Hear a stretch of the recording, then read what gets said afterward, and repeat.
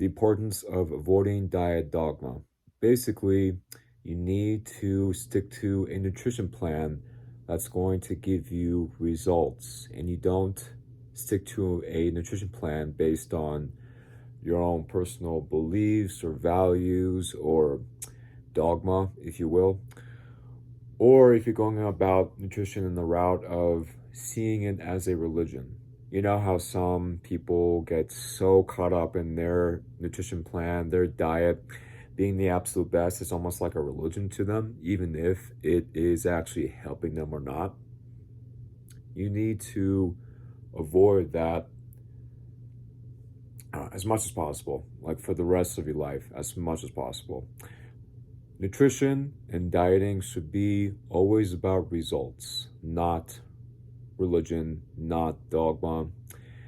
Not saying that, oh, this diet is doing this for me, so it's the best, it's gonna work for everybody. It's the only diet that should be used for everybody.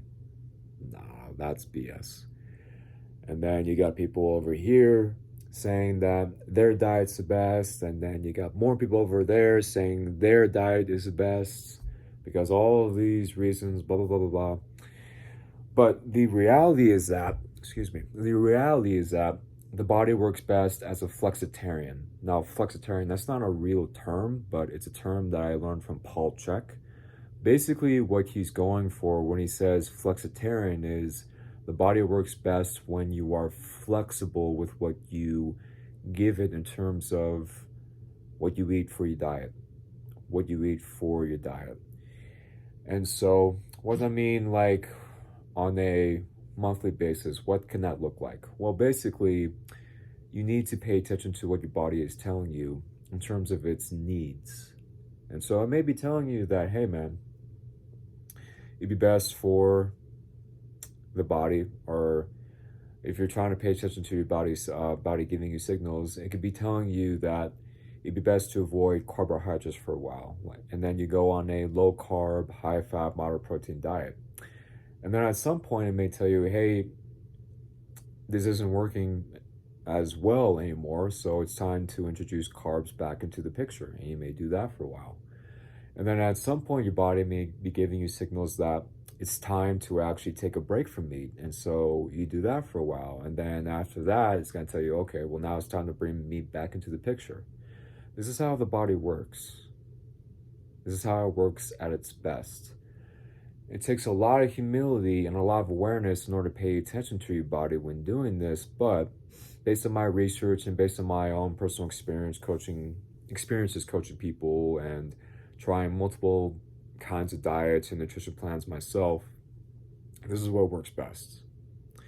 Because the body is always changing, the body is always evolving. And so in order to give it what it needs for not only keeping it healthy, but also to have a nutrition plan that accommodates your current workout program, you need to have that evolve over time and change over time in order to keep up with your body's constantly changing needs. And by the way, that example I said about, your body saying, oh, for a couple months, your body giving you signals that for a couple months it'd be best to go on a low carb diet, that could actually also change on the daily basis.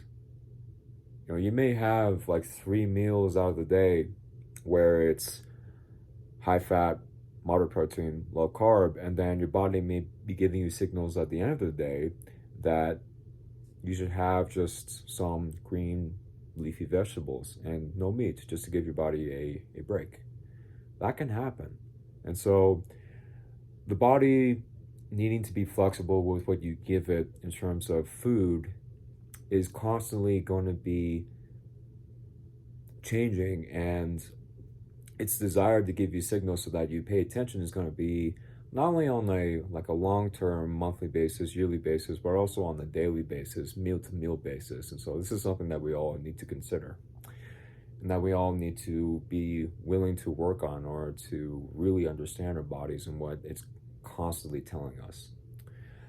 And so this video actually turned out to be a little bit longer than what I was expecting, but I hope you got some value out of this video, and I hope you got a new perspective on why it is so important to avoid diet dogma, not only for society's sake, to avoid insanity and just stupidity when it comes to nutrition, but also for your own body's health. So I will see you all in the next video.